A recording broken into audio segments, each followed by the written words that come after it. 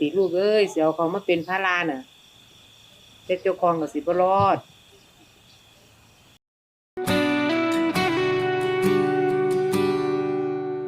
สงได้กินข้าวคั่วหัวหอมลมผัดตองลองมาแต่ใสจากผู้ใดเอาบุญหรือว่าสิเป็นงานแต่ง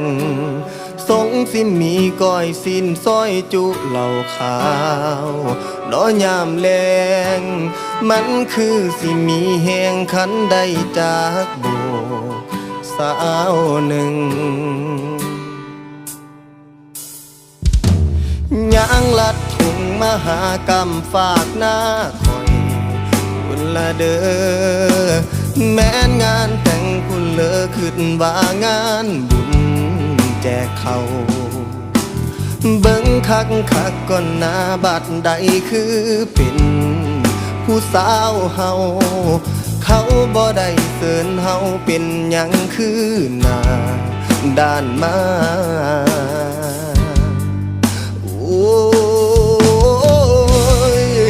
ลี่ให้อยู่ข้างหลัก